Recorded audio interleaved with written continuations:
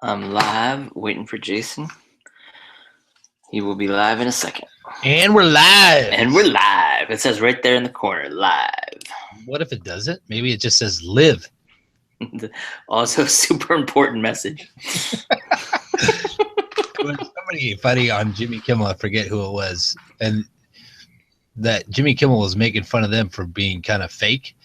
And he said, and the person's comeback was, yeah, but it says Jimmy Kimmel live here. And it's Wednesday and we're recording for Friday or something like that. And Jimmy was like, no, it means live. Jimmy Kimmel live. That's what we're rooting for. Yeah. We want Jimmy Kimmel to live. What's going on? Nothing, man. What's going on with you? Just coming off vacation, living the Kind of dream. nice. Living the dream. Living the dream on the lake. Nice. There's a lot. Oh yeah. Yeah, here you go. I don't know what that means. I still working on, because there's like, I have like 50 and I was just like, instead of 5, so I'm just trying to whittle them down. Well, I had an idea this week when I was looking at these. I was like, man, we need to have like the 5 best Olympic things, and then we need to have like the 5 best. There's a couple other things going on that we should have 5 bests of, and it's like, so. You think we should? Well, I don't know. I don't, probably not. But that was like, I don't think people want to hear that much. No, I'm not sure. I'm not sure anybody wants to hear that. But it did, like, it was. As I was thinking about it, I was like, man, like I could easily put like 5 or 10 Olympic ones. So do I just trim those all into one, or do I, like, And then there was another thing I was working. Oh, I think like the start of school has like these, like, my 5 bests are all those 2 things pretty much, and it's like, or like, your 5 bests from vacation or whatever, like. Yeah. So I say we just I say we can lump some Olympic ones together. You know what I mean? Yeah. Like you'll have a couple, and then I'll have a couple, or maybe one, and then I say we just do 5 best, and then and then if just see where they fall. If we're saying too much, Oh, Travis Wright had an idea for us to do a 5 bests. So his thing is like, we should have like a greatest hits episode where we take our 5 best moments from doing 5 best. That's Travis Wright for you. And just like, just trying to get out of work. Just kind of copy and paste them together. Like tall man. That's a good idea. I think we might do it at like the end of the year. I did too. Maybe Christmas. So be thinking about that, because I don't remember anything we do after we do it. I mean, either. I really pray about that. 5 best. Well, I did follow up with which ones would you put on there, and I didn't hear anything back. That guy's money. Hello, that kid. He's awesome, dude. Just before we get to it, like just follow-ups. I listened to that Rihanna CD for my sister-in-law. Pretty good. Really? But it makes me it makes me maybe I should make that one of my 5. Yeah, save that for one of your 5, so it's on the episode. Okay, let's do it. And then something else that Strange Things, you nailed that. You saw it before everybody. It's everywhere. Yeah, and I got to see it before you, like before all these people started talking about it. I was like, dude, the 5 best actually worked. We'll bring that up during the course of the podcast, because I had a conversation that'll be fun to share with that. All right, so, bring it to you. 5 best. I'm Jason Griffiths. I'm out here in Muskegon. I'm a pastor at a local church, and this is my friend Greg. Hey. He's the money behind the maker. I don't know what that means, but I don't know what that means. He's the engine of this thing. You record it, you put it online. So, and we're just longtime friends who love hearing what each other think, and a lot of times we set each other free from stuff just by stuff we say. And so I really appreciate these 5 best things. And so is it my turn to go straight into it? It's my turn to go first. Okay. Because we're back to even numbers again. But I do want to quick let everybody know the 5 best, sort of the order of the thing is we just share things that we are we find interesting in the last week. And there's no particular order. So sometimes we put them in kind of an order because they're connected to each other, but there's no like our one isn't like the best thing from ever or whatever. So no particular order. So keep that in mind as we go through them. And really the only way you can win at 5 best is if mine are just better than Jason's. And that happens on a regular basis. That happens. That does happen. But maybe not the last time we did this. I was trying to think of that, but or a couple times ago, I think I got beat. So my best, my first one is just the Olympics. Olympics. I love Olympics. I'm a sucker for like international sporting events as a rule, and like the Olympics are about as good as it gets. And it's cool. Like in my family, like our house, the way different folks like the Olympics hit like all the buttons for everybody in our house. So when the gymnastics are on, it's my entire house will sit and watch gymnastics together, which happens almost never outside of the Olympics, because I have a 7-year-old daughter and a 10-year-old daughter and a 13-year-old son and a 15-year-old son. And then my wife and I, and trying to get all of those people to like the same thing is really next to impossible. So I always appreciate when the Olympics are on, because it becomes this sort of bonding, unifying event. And you and I have talked about this a lot before, Jason, but I love events where the rest of the culture around me are talking about them, where I can kind of chime in and share like, oh yeah, we saw that. Did you get a chance to see this? Did you watch that? Or what do you think about this? And so the Olympics are like perfect for all of those things. My only real complaint about the Olympics this year is they were so late. Yeah, they were really late. So that part was tough, but we battled through it. And we watched the Olympics. There's a couple of things. I love the Olympics, but it's weird that at points I find myself hating other countries. Yeah. So that's and then there's other parts that I hate our own country. So it's a weird journey. I think that my favorite part of the Olympics is, and I think Jimmy Kimmel had a really good idea. He says, I would love to see like they just pick random people from random countries, like your mom fighting judo versus some lady in Romania. Because I don't know. That was just a funny. You think that would be better? No, I think that would be funny. I don't know. It would be funny. I don't know about better. My Olympics, and that was one of my ones. So that was my, that was the first thing I was going to mention too. So we can take a little extra time, but I like that. Let's do that. One of the volleyball teams, the one that was going for gold, April Ross, was in my youth group. Yeah. And I was in Newport Beach, and I couldn't, there's very few people that I've come across that deserve fame or deserve recognition, or I don't know. I don't think the spotlight should be on, Yeah. April's one of those persons that I really love that the spotlight's on her. And she lost her mom, her junior year of college, or junior year of high school. Might have been a sophomore. And I remember walking through that valley with her, and it was a precursor to me losing my mom. And she walked through and with just strength and wisdom. It was, and I would just remember going, I went to almost every one of her games, as long as it wasn't on a Wednesday. And she came to youth group all the time, came to Sunday morning all the time. And she was character. She's just character. And I really wanted them to win the gold. I've never disliked Brazil more, and we have minutes in April when she was in high school. She went on a mission trip to Brazil with our youth group. Oh, that's crazy. Yeah. So we love Brazil. We have the St. Andrews Press, which I was working at the time, has a long-standing relationship with. Not that night. Yeah, not that night with Brazil, but that was heartbreaking. They came back and got the bronze, though, right? They came back and got the bronze. Yeah, they did. Yeah. And it was, I don't know. So that was a hit. Miss hit. I don't know what that was. I was feeling all kinds of emotions. It was just so fun to root for somebody that I knew. Right. That's really, really good. That's cool. Yeah, Yeah.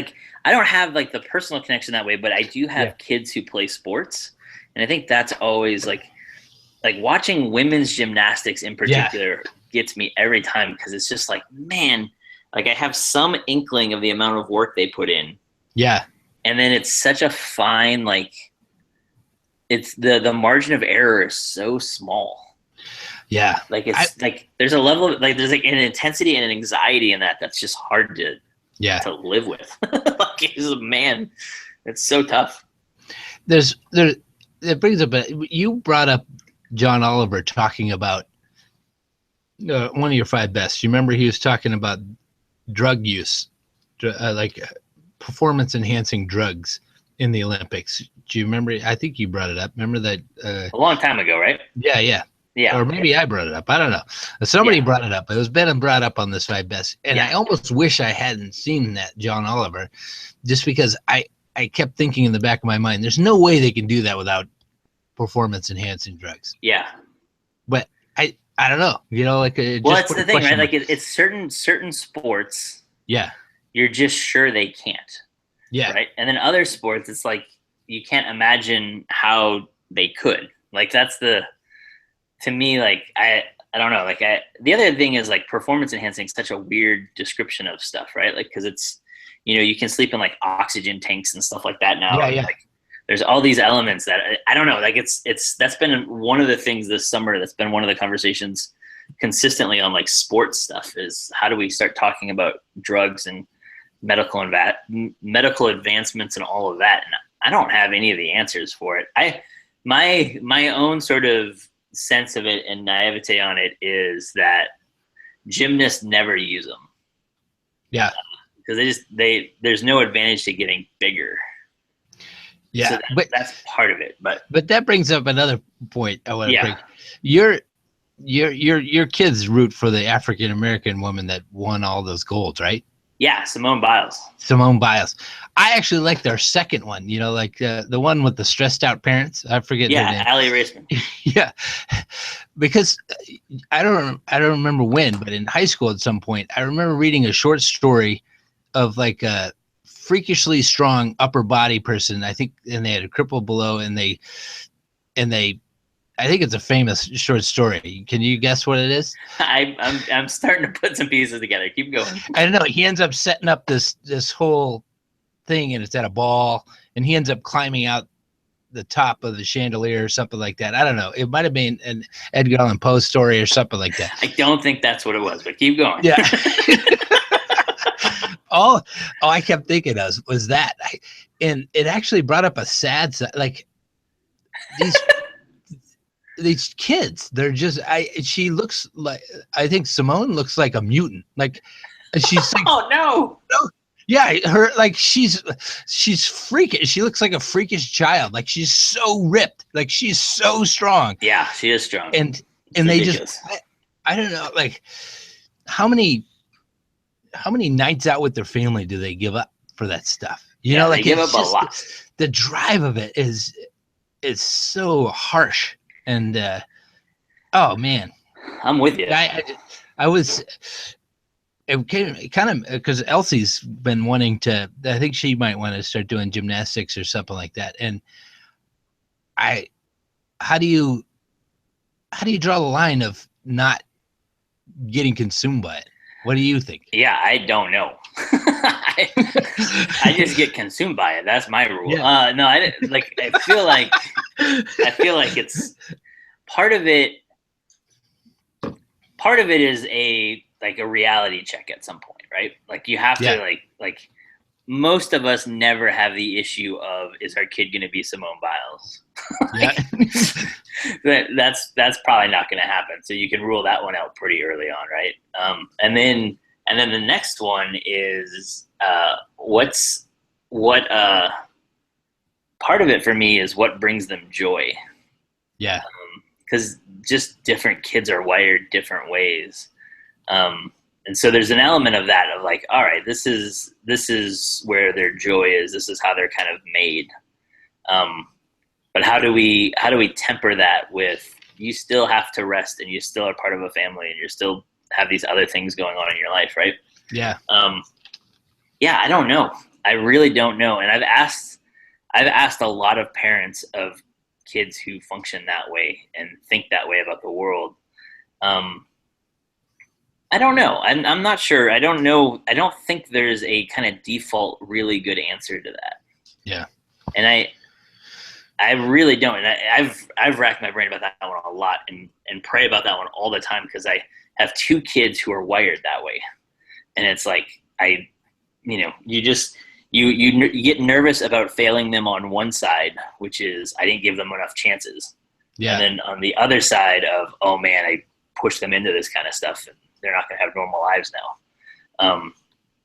So I don't know. And the trade-off, right? Like the part of it is if they're doing it to be Simone Biles or to make the U.S. national team or something like that, well, it's a pretty small target to hit, right? Like, I'm not sure that makes any real sense. Like that one's hard to justify in my brain because it's so unlikely. Yeah. But that's, but if it's something else, like, and I think that's where it is for Abby and I when we talk about it, like when it's, so our gymnast is Colette and she's pretty good. Like she's a pretty good gymnast and at like her level, she's really good, but she's still levels and levels and levels below the Olympic ladies. But it's like the one thing in her life that she's amazing at. And so it's like, man, how do you not, like, we also have Ellen who does gymnastics and she's pretty good at them, but she doesn't care. You know what I mean? Mm. So for her, it's, I want to go and flip around on the mats and learn some stuff. But we've just recently pulled her out because it was like she had hit a level where to do more, she was going to have to get really intense and she just doesn't care to do it. Yeah. And so it was like, okay, great. That's awesome.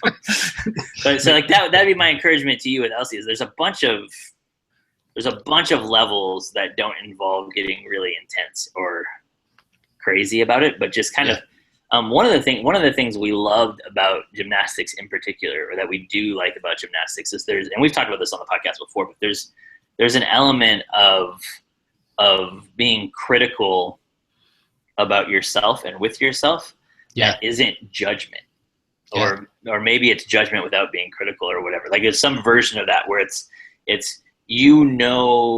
like, and it's really the best thing about sports, I think, for kids growing up is that your actions have consequences and there's repercussions. So like if you slip off this, that costs you a certain amount of points and that costs your team whatever.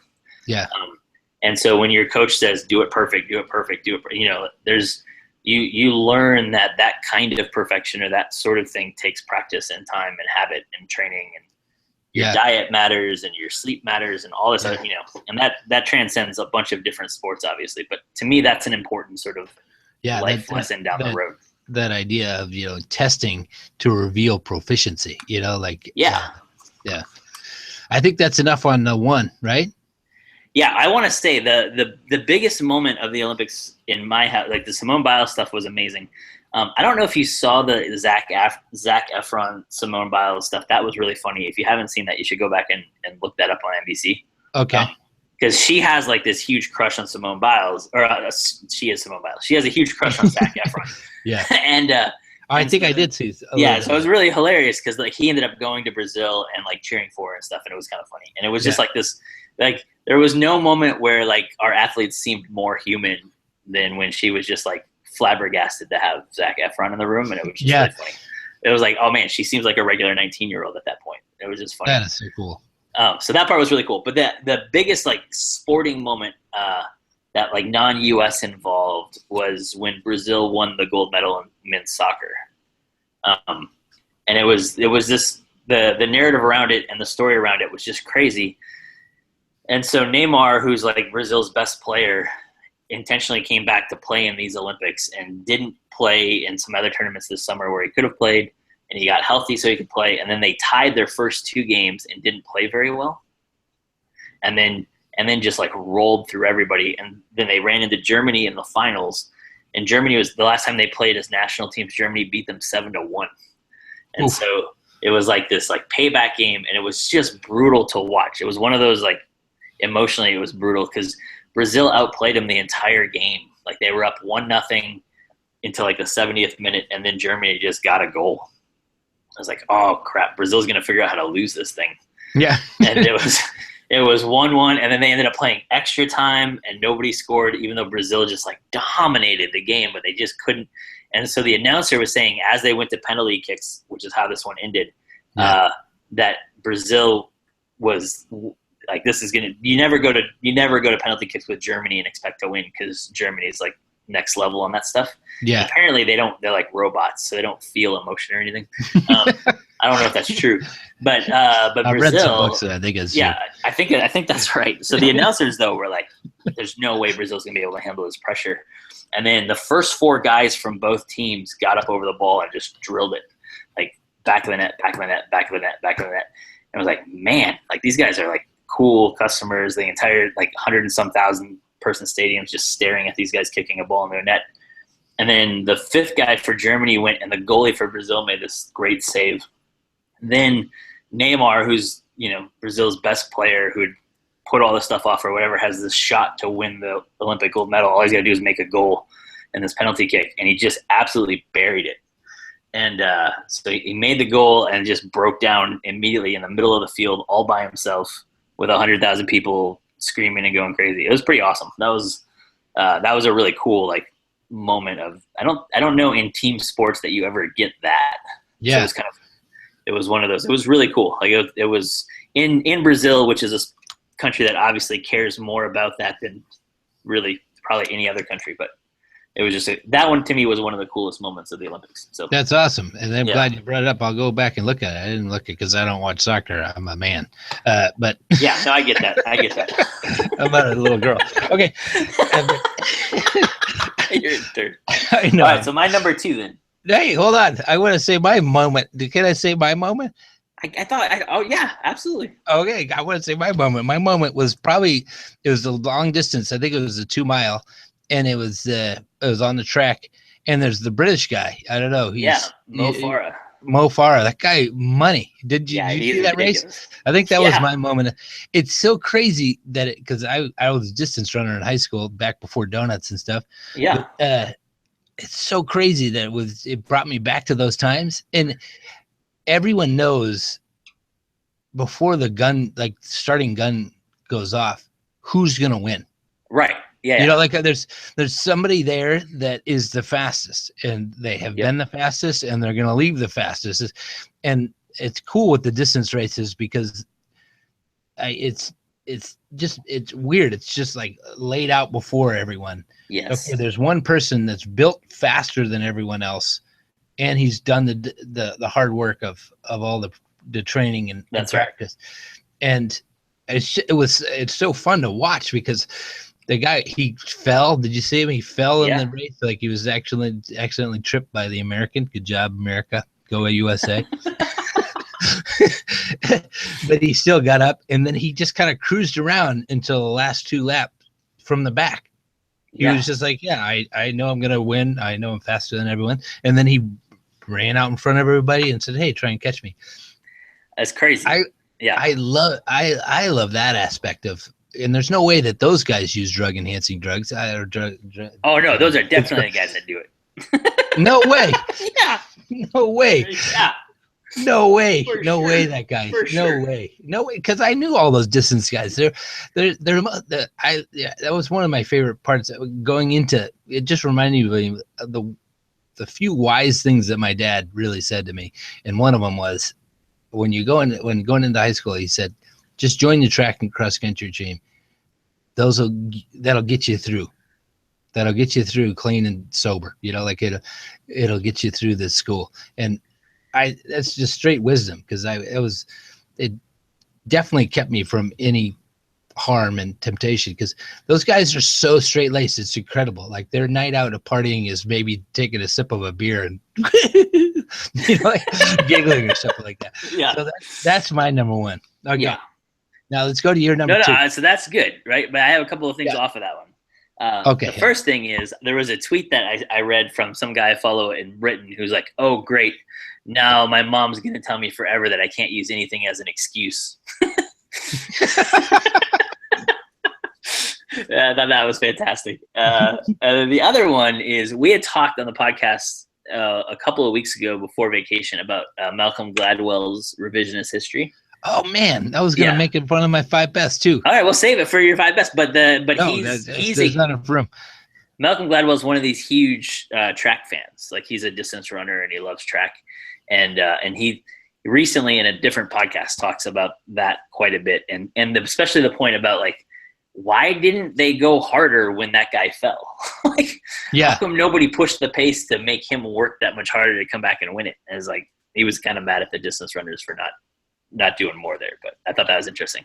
It was interesting that right after you mentioned it at your top 5 or whatever, he was on Stephen Colbert in his little bit on Steve, and I texted that to you. Yeah, his little bit about why he does a podcast is, I think, straight on the money why we do it. You know, like it's to check in, but it's also to hook into emotion and to make some change, you know? Yeah. And it's good for me to pretend I have those once in a while. So that this helps.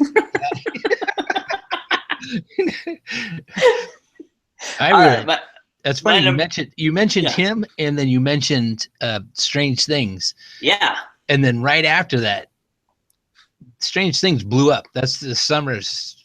It's everyone. It's actually all the late nights are just saying, okay, the runaway topic of the summer is Strange Things and the Olympics. And did you get into that at all? I watched the whole thing. Yeah. Pretty terrifying, right? It's really, really good. I really and amazing, yeah. I love the idea, the simple idea. What if there's a dark opposite like realm? Yeah. You know, that you're like, I don't know. There's some stuff you could play with right there. Yeah, and we'll have to do that. That's going to be like maybe next week we'll talk more about Strange Things, because I do want to. There's a bunch I want to unpack in there, but the other piece of that. Oh, I remember. So I was talking to somebody about our podcast, and like the conversation came up of like I don't know how to find new shows or new music or any of that kind of stuff. And I was like, oh. Well, I have this podcast where a buddy of mine and I just talk about that kind of stuff all the time. So we've turned a couple more people onto that sort of thing. Yeah. And I also want to say, while I'm thinking about it, that if you want to contact us, you can get a hold of me at Outpostings on Twitter, and you can get a hold of Jason at Instagram, which is, I think, just Jason Griffiths, right? Yeah, I think it's Jay Griffiths. Just Jay Griffiths on Instagram. And you can follow either one of us. You can check in. We've had a lot of people kind of say, hey, I love the podcast. When are you coming back? The other one is, you remember Emo Dan? No, it's Jason Griffiths. You were right. It is Jason Griffiths. All right. Yeah, I just looked at it. No, it's Jay Griffiths. Jay Griffiths. It's going to be one of those two. Yeah, Jay Griffiths. Jay Griffiths. All right, the letter J and then the name Griffiths. Griffiths. Griffiths. All right, Griff Ice. Griff Ice. So Emo Dan sent me a text after he listened to the last podcast. He's like, man, you guys are so money on everyone you predict. I'm like, you're like 9 for 10 on things I love or something. And it was just funny. That's awesome. He was talking about Stranger Things. He was like, oh, yeah, I love that. So that's cool. So if you don't like all the other stuff we do, at the very least, take our recommendations on movies and stuff. We've been Gladwell. We've been locked in based on Dan Gladwell, and then you called out. I haven't really called out much, but Strange Things and Gladwell. I liked both those a lot. And okay, I'll go to your number 2. There it is. My number 2 is just the start of school. Start of school for our kids in particular. Like I love. Beginning of the school year, like new clothes, buying school supplies, all that kind of stuff. It gets to be chaotic and hectic and anxiety filled in some ways, but it's just I really like the beginning of new things, and I'm wired to like new stuff and beginning new projects and new tasks and new years, and so that gets me fired up. I like the new year at like the reset. I like we're homeschooling both of our kids now, so there's less of the getting the new clothes and that kind of thing. Yeah. But I love the clean slateness. Yeah, you know, that's like, it. Yeah. You get to make new rules, or you know, as your children get older, and as we're I think we finally found our real, like our homeschool niche that we're going to be cruising through life with, and there's a lot of potential. I love that potential part of it too. Yeah. You remember? It goes back to when the potential. You're exactly right.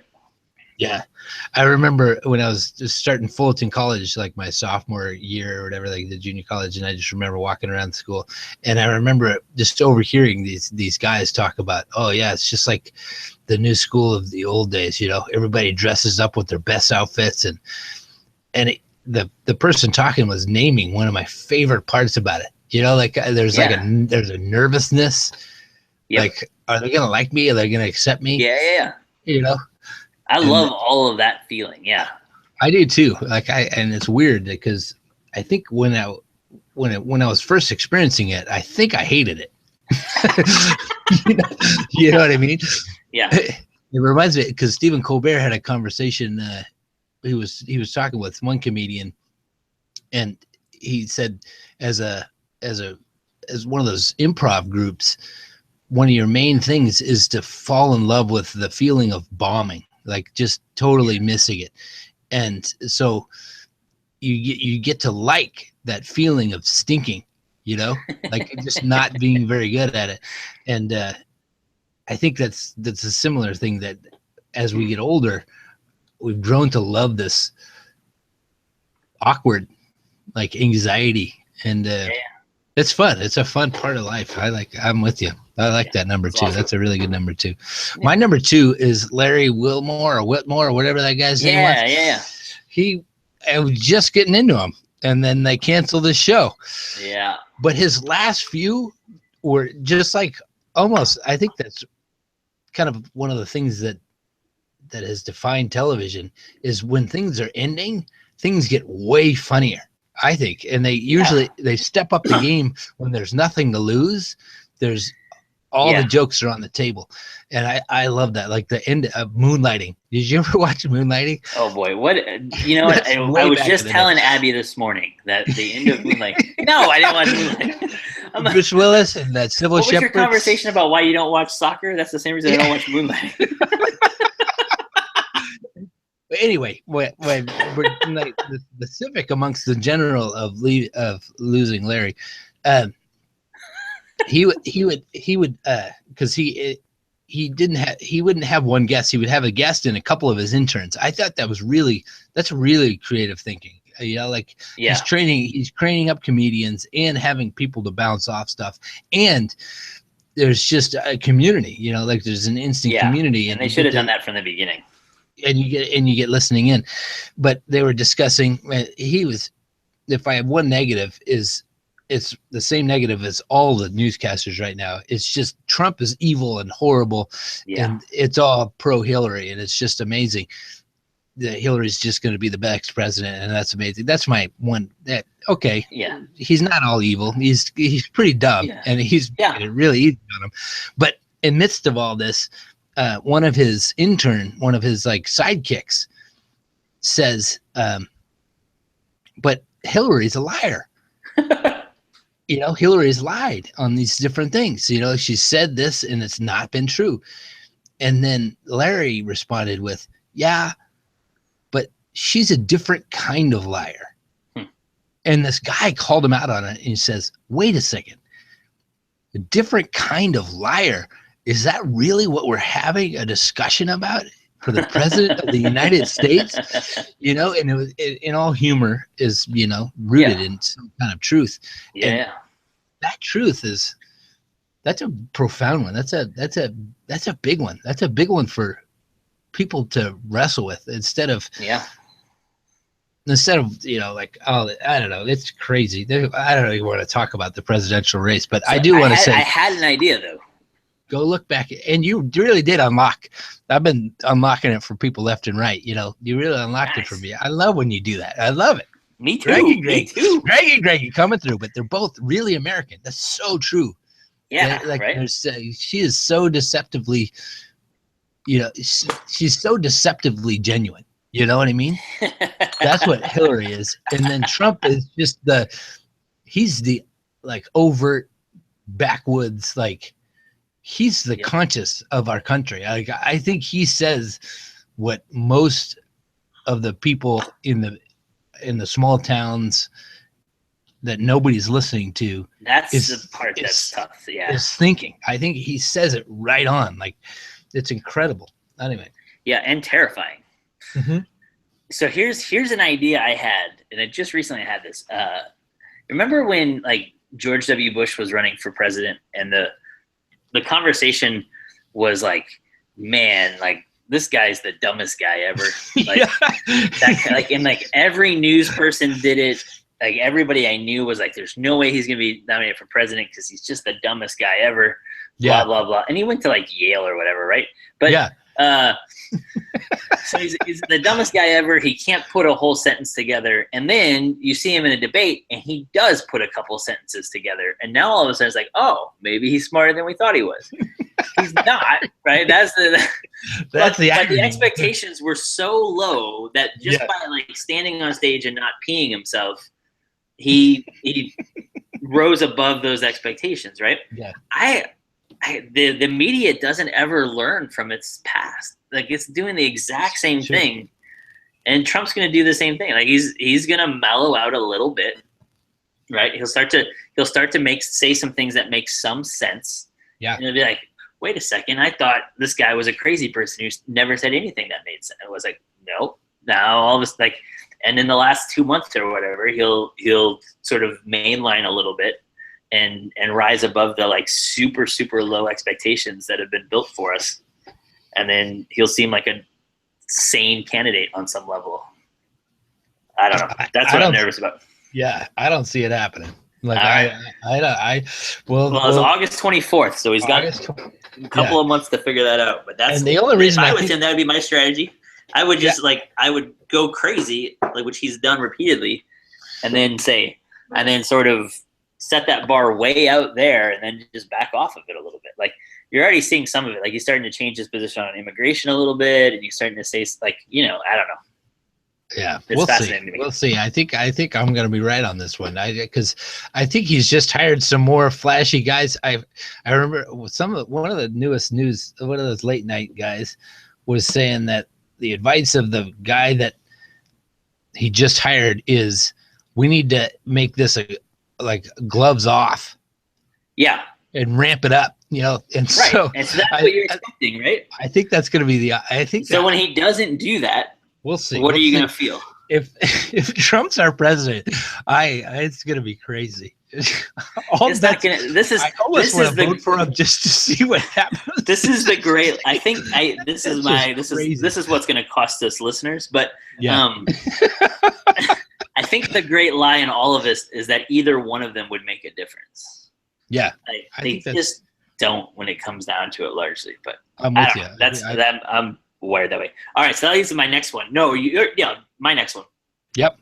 So there's like an infographic that went out on Twitter that was just fascinating to me. I don't know. I'm gonna hold it up to the screen so you can see it, Jason. Oh no, That's not gonna work. Yeah, that'll work. That's a meme. No, it's not. This is an infographic. I now Did you ever figure out what that is? Yeah, and if we ever do 5 best as 5 best, my little brother, I think, would say that was his favorite. When you didn't know what that was? When I didn't know what a meme was. That's so funny to me. I couldn't figure out how to explain it any better than I explained it. Okay, you held up the graphic, and I was thinking about memes. Hold up the graphic. Right, hold the graphic again. All right, so there's this infographic of like the census of the U.S. Okay, I can't see that. Basically, it's like this. There's 144 of the largest counties in the U.S. have 50.03% of our total population. Holy smokes. 2,998 of our smallest counties have the other 49.97% of the total population. So we're like exactly split between small counties and large counties in the U.S., which is, I don't really know what to do with that. But it's fascinating to me that is this one of your 5 best? Yeah, I love this stuff. Really? Yeah. Well, it kind of ties into your last one. That's part of why I put it here. Because like when we talk about like the unheard voices in the U.S., it's those small counties, right? It's the 3,000 small counties that produce half of the population. versus the 144 large counties that have the other half.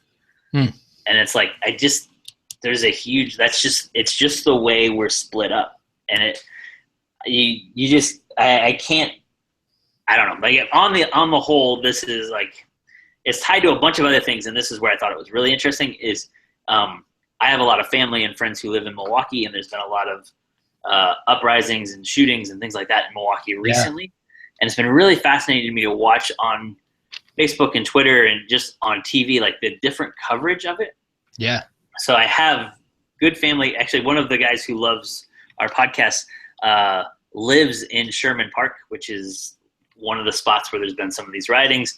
And it's been really interesting to follow their family and the families around them and their neighborhood and how those churches have responded to what's going on around them. And then also to have like my friends from outside of Milwaukee and Wisconsin in these smaller counties just like throwing in these like bombs of just terrible ideas and terrible racist sort of things.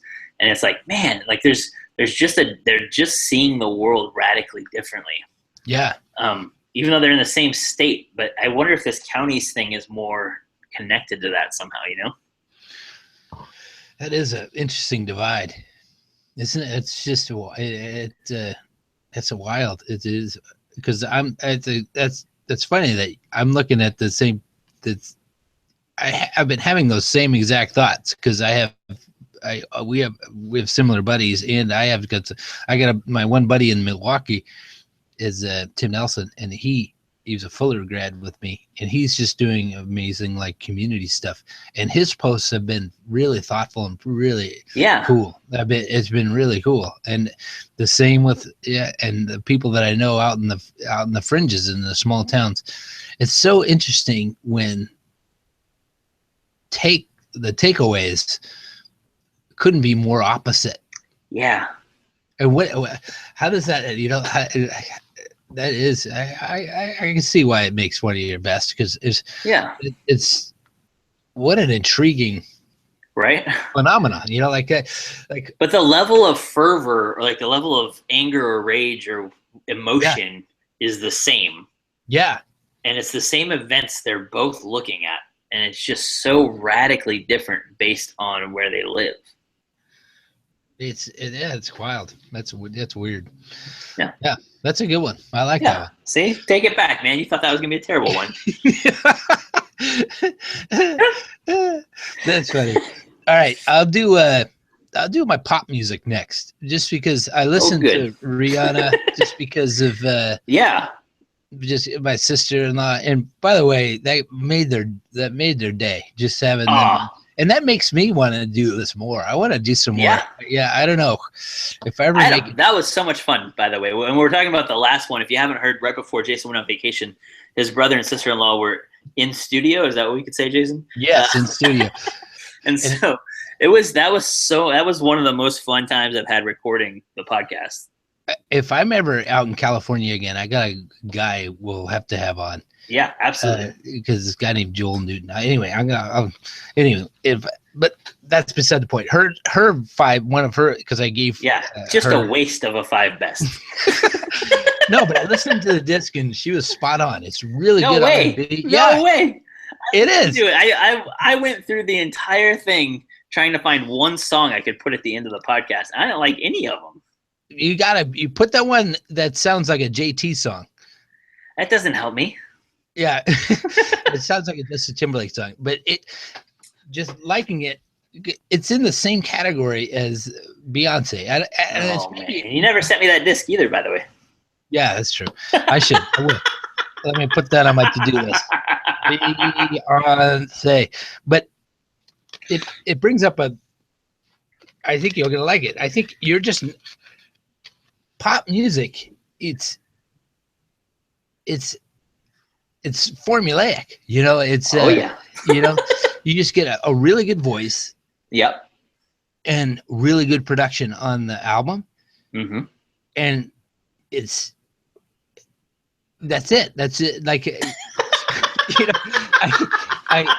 I was thinking, who aspires and who dreams of being a pop music star, And because Rihanna's. I do like this that Rihanna and Beyonce. I think they're the two best pop albums of the last couple of years, and they're both women. I do like. I love that women power and just having daughter. Like okay. So quick question. I love that part, but yeah. I don't. I'm trying to. I'm having a hard time getting to what is my third or fourth best. Spit that one out, man. Is pop music has a ceiling. You know what I mean? And yes. I think the ceiling was set by Michael Jackson Thriller. Oh, I thought you were going to say Celine Dion, but okay. No. And once Thriller's out, I remember a friend of mine used to say, I don't listen to heavy metal. Whenever I want to listen to something hard, I just break out the Metallica Black Album. Yeah. And it's done. It's done. And I couldn't disagree more. Because I love metal, and I think there's can be amazing variations, and like there can be like a punk kind of influence stuff, and there's so many variables.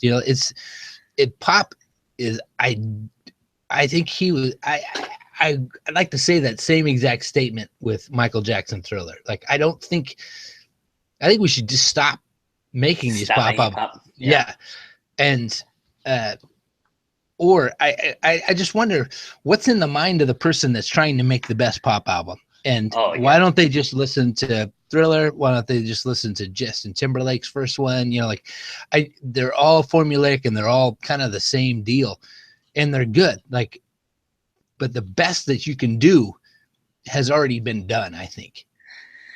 Yeah, I have no idea where to come down on any of this stuff, but I do think. I think that's my fourth. Yeah, that's already the best that anyone is able to do has already been done. What do you do when? What do you do then? What do you do? Here's a question. Here's a question from earlier. Mm-hmm. Like you don't get to make that album if you're not at least as driven as the people who end up at the Olympics, right? Yeah. So you're just aiming at something different. But that's like. And it would be really interesting to argue which one matters more. Because like the things we do to the bodies of the people who want to make pop music could be equally damaging as the things we do to the bodies of people who want to be in the Olympics. I don't know. This is we're back to like arguing two terrible things against each other probably. No, but I think it's obviously the Olympian. Because there's at least the potential of genuine. Yeah. Right. You know what I mean? Like there's every pop star. The first thing they do is they trade in their identity for the identity that wants to be created. So I had a conversation once with our friend Phil Majorans. Oh shoot! And sometime you'll have to have this conversation. We might have to have him on just to explain this point. Yeah, we might have to have 5 best misquotes of Phil. From Phil, yeah, because that's probably what this is going to be. But he explained to me once that pop music isn't a genre. Huh. That it's basically like hold on, I gotta figure out the words so I don't swear on the podcast. Yeah. It's basically a cheap ripoff of real genres. And so what you get in like pop music, and so for him, I'm trying to remember who his example was, but it was like it was so infuriating to him that there were musicians who could have made real music but instead made pop music. Yeah. And I still don't totally understand his point, but it seems fascinating to me that he might be right. Yeah. So we'll have to have him on to explain that point at some time in the future. I think I can't fully understand him ever, but I think I agree with him. And I think you think you're in on that one. I think I'm totally in on that one because I'm thinking just Rolodex through the pop stars, and there's every once in a while there's one that I just wish they had, like the machine hadn't gotten a hold of them, right? And they had been able to make their mark in a true and authentic way. Here's an interesting one for me. I don't know where she fits on the spectrum. What do you do with Adele? Yeah. That's awesome. That's a wicked. I'm really glad you brought her up because that was one of the 20 best or whatever. Like that was her her saying, "I'm not Beyonce." Yeah. And not doing the Super Bowl. I couldn't have gained more respect for her. That was because I honestly think that she's right on that line. I think she's got the talent. Oh yeah. I think she's got the soul and the genuine, the heart. But I think it's a shame that the machine wants people, it chews them up and spits them out. And I honestly, I can't listen to more than one Adele song consecutively because you don't have the emotional wherewithal. Yeah, I can't. My heart can't take it. Like, I literally, I think I might explode. But also, I just gotta get annoyed by her voice. But that's a side topic. Whoa! But I do. It's we'll have to come back to it at some point. I commend that. I'm glad that you brought that up because I think she's the anti. It's almost like U2 when you remember when people were saying, because they went out on tour with Rage Against the Machine. Yeah. And then people were saying, well, aren't you the Machine? Right. At this point. And Bono famously said, no, I we're not the Machine. We gobbled up the Machine. Yeah. And I think Adele might be on the same precipice. I think they might she might be. They're somehow outside of it in a certain way. Yes. And I think Bono might be right in that they were, because there's some times when he was chewed up. Yeah. I think that's but sure. I think they redeemed and conquered and became bigger than. All right, I've got a next one because we're never going to get through this. This is what happens when we go like 2 or 3 weeks without talking to each other. It's true. It's true. We'll cut the next two like really short. Oh yeah, that's the problem. Real short. This one's tough. I'll do my part. You want to do your part? You want to do your fourth one first, and I'll do my. No. All right, that doesn't make sense. All right, here's my fourth one. Yeah.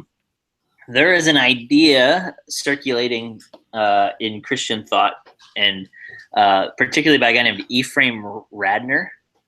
You can find his stuff at livingchurch.org, which is it's like an Anglican blog.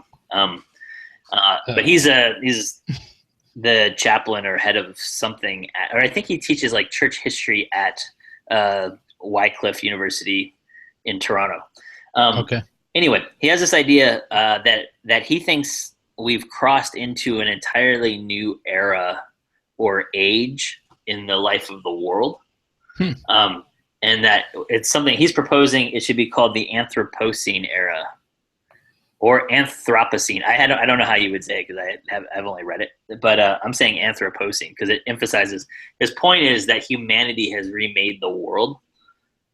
So like you have like the Jurassic era and you have like all these different eras, right? And so his argument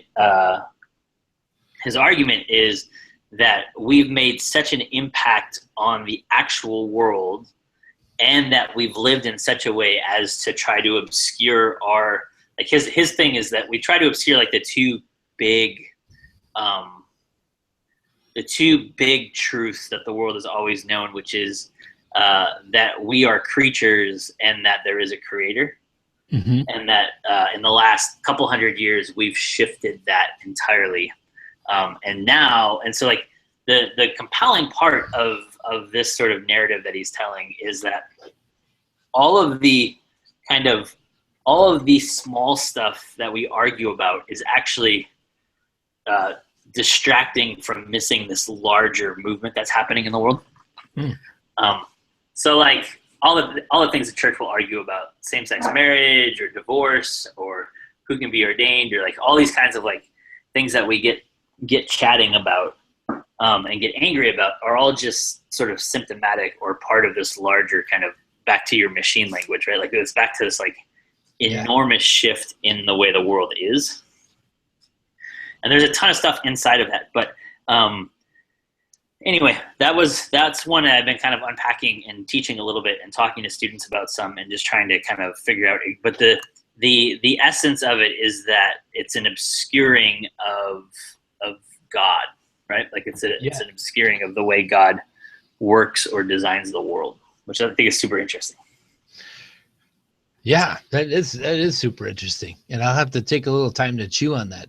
But the first thing that popped off, like a little subset of that, is that William Kavanaugh stuff, talking about how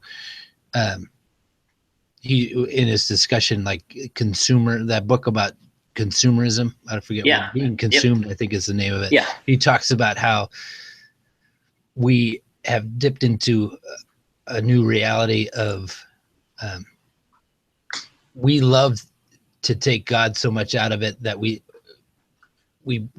like he brings up the concept of the Italian restaurant with the faux Italy, theme. And you have a faux Italy themed restaurant that matches, in Michigan as it does in Missouri, as it does in Seattle, and it is so interesting that I think the guy might be right, and I also that's a really frightening thought, that because you see how we naturally play into it. It's become a part of we as followers of God and followers of Jesus the Christ. We are following Christ option is disappearing. Yeah, it's harder to know, right? Yeah, because I love to go out to eat, and if you go out to eat, you can go out to eat at the mom and pop store with the food that's disgusting, or you can go, or you can go to a restaurant that has matching walls with the one in Missouri and all that other stuff, and has like a sanitized chef and like it's all the same exact food, but it's delicious. It's got I had this idea once for like a short film or a short story where a guy wakes up like from a coma or something. He doesn't really know what, but he just wakes up on the floor of like an Applebee's. And he has no idea how he got there, and he doesn't really know where he is. But he looks around the Applebee's, nobody's there. The entire place is deserted and empty. So he goes outside, but once he gets outside, he realizes that nothing around him tells him where he is, because it's like a Walmart and then a McDonald's and a pizza. And it's like, so he can like search this entire town and not really discover anything. Yeah. Because he could be anywhere, right? And so I don't know. I haven't figured out what to do with it, but that's kind of that's a cool little, even if it's not even a film, it could be a really good short story. Yeah. Yeah.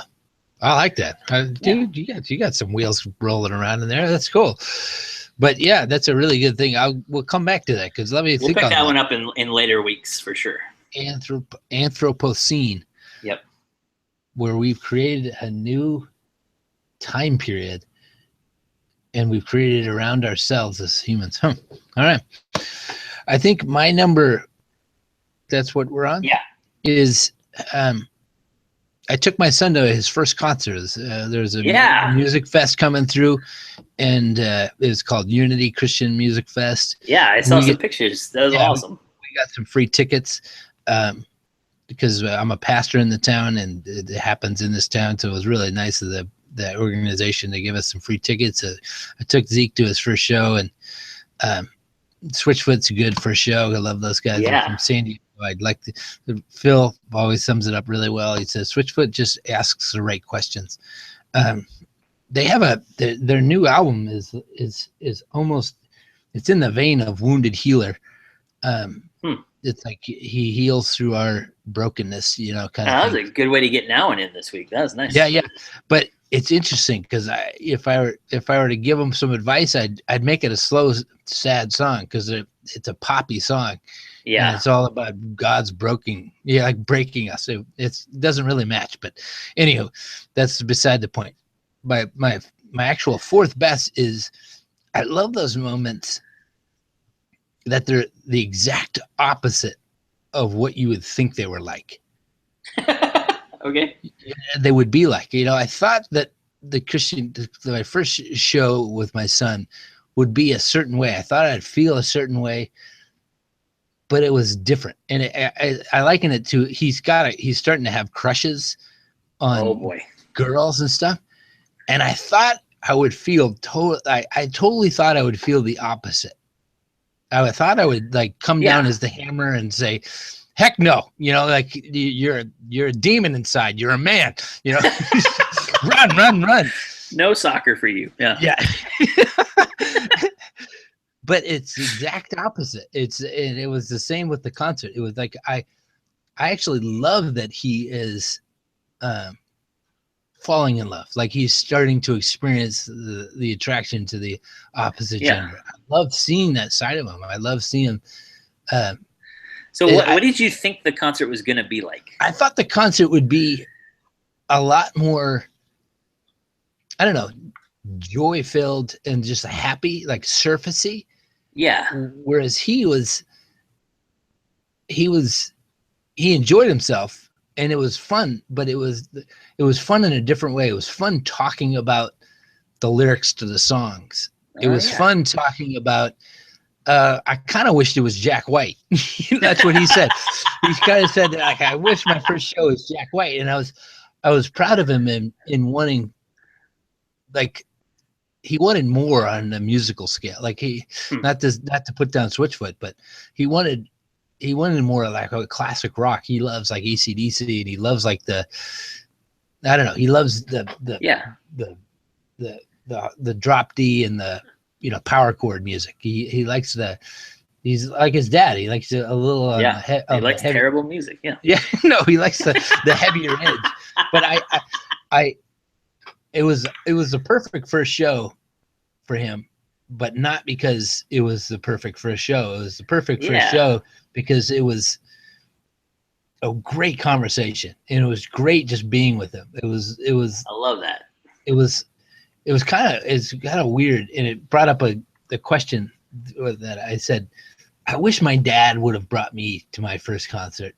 And then it made me think, what's that question for him? Like, what am I missing? Like, what is he going to look back and say? I wish my dad fill in the blank, I don't know. So my fourth is a little muddy, but I think that's awesome. I think it's summed up in, I love those moments that it's exact opposite of what you think it is. Here's what I love in your moment. Just like knowing you for a long time, like whenever you love something, right? Anything, and then someone you love loves the same thing, even if it's not the same way, it still means just a ton, right? Yeah. I think that's we've talked about that a lot as parents. That's one of the things we keep running across. Yeah. I think that's the thing about like your question, even about like, I wish my dad would have taken me my first concert. Like the thing he'll probably wish is whatever he ends up loving that you were just oblivious to, right? Like that's, and that doesn't make it bad. It just means, and in a lot of ways, it may not even be something you're even on our radar yet. It might not even exist. Like I wish my dad had taken me on my first flying car or whatever. It could be something else, but like it's probably something else. Yeah, probably Jetsons. But no, like when he could fall in love with something down the road that you just have no experience with at all. Yeah, and because the other part of it is he's got so much Malia in him too, right? Like to sit and look at lyrics and to wonder about it's like, oh man, sorry, dude, that's gonna be tough. That's awesome. I wish my dad had taken me my first poetry night. Like, oh man. Oh man. That's funny. All right. My last one's actually kind of it ties in. There's ways it ties in with yours, but there's an idea. Anyway, there's a tweet that I read that from David Fitch, who is like a Christian theologian, missiologist guy who lives in Chicago, and he said. Leadership for the Christian is not about controlling an outcome. It's about leading a group to open space for God's outcome. Ooh. And I think that one was really like that one. I was working on like orientation stuff for our staff and thinking about what it means to lead a team of people this year. And I've got a really good staff that I'm really excited about, and they're going to do really good work. And it just like just running across that was like, yeah, that's right. Like, our job is not to control the outcome or to make things turn out the way we want them to turn out, but it's to create space. It's to lead them to opening up space to follow God's outcome. And it's like, yeah, that's the stuff. And also, this is a shout out to one of your earlier ones too. That Canoeing the Mountains book is great. Yeah. Yeah, Awesome. I'm digging that. I'm only partway through it, but so far I've really, really liked it. But so thinking about leadership and having that stuff going on and then just having this tweet is like, yeah, that's the stuff. Like it's hard to do that, right? But that's the right way to do it. I like that. I like that a lot. And it's in the same vein as that Bolsinger stuff. Yeah, that's kind of, they kind of go together. I like that. I just get it. And this one's way shorter than the book. And I love that. I like that visual. You love Nuggets, like so I thought you'd like this one. Yeah, I do. I'm going to probably use it tonight at the council meeting. I got a church council meeting. But I love that visual of being in a field, you know, and I think leadership is that. It's blue sky mode and it's open rather than it's the opposite of how leadership books usually try and make me feel. I don't know. It seems like leadership books are always trying to give you the how-tos and they're painting walls around an open space so that you can get a handle on it. You know what I mean? Like it is about outcome. It's about producing. It's about bringing in people. It's about, and there's a little bit of truth in that. You know, God's going to use you, and He's going to bring about fruit if it's attached to His vine. Yeah. But it's so true. I love that. I love the depth of the truth of that statement. It's about getting people to a place where they want to learn. That's right. You know, want to change, you know. And it's an interesting use of open space, right? Because it has all of those images you have, but then it also has the image of like opening up space in ourselves for God to work. And I was like, oh man, like I think it, like I've heard it, like I've read it like 7 or 8 times, and each time I hear it a little bit different. But I really like that phrasing of it. Yeah, I hadn't thought of it, but like the open space concept in all these DIY shows. Yeah, that's cool. I really like that. Yeah. All right, that was your fifth. That was my number 5, bro. I think we out of time. Are we out of time? No, yeah, you gotta give us your 5. We're a little over, but we're well over. But yeah, it's first day back. My fifth one, I'll circle back the Olympics because right as I was watching the Olympics, there was a TV show on in the midst of all the coverage, and I think it was called The Equalizer, and it was this guy. He had this idea of like recreating old Olympics with new athletes and see how they compare, like with the old equipment and that kind of thing. He took some modern day sprinter, and he put him in Jesse Owens's shoes and put him on a track just like Jesse Owens's track, and he saw how, you know, like he timed them, and they did a virtual they did a virtual person that was racing against him, and it was just cool. They recreated Jesse Owens's old shoes, and it was crazy because he did some experiments, because on the gravel track he put this weight, and he had one of those like tension thingies or whatever, and so he pulled 25 pounds, and this weight slipped with the spikes that were of that day, and the same spikes on a modern track he could pull as hard as he could and it wouldn't slip. It was a rubber track or whatever there, so there's no loss of friction, you know. Like it's just crazy that and then the swimmer one was one of my favorites, because he took that guy that won all those golds, because he put on that slick suit. It's all just that outfit, and he broke all these records, and then so now they brought it back, and they wear like the Speedos again. But they raced him against his time, his slick or whatever, and he couldn't do it. You know, like that was amazing to me. Why don't we put those racing suits on everybody? Anyway, and so they did like this. $2,000 each. Yeah, and then they did it with kayaking. Huh. It was crazy that at the heart of all the athletes was just a drive to be the best, and it was most apparent in the kayaker, because the kayaker, he ditched all his old stuff, or his new, like his new boat and his new paddle, and it's actually the paddle that makes the most difference. But he beat the old time in this old kayak with this old paddle. But then the segment ended with him saying, "Give me another shot. I want to get it down below 10 seconds or something." Like he wanted to, and it was just, it was back to what we were talking about when the Olympic athletes, but there's the healthy side of that, the healthy side of the drive of, and it goes back to your drumming movie, and it goes back to you're like, it comes up a lot in these 5 bests, but I think we circle around it because you and I strive for excellence. That's why. Yeah.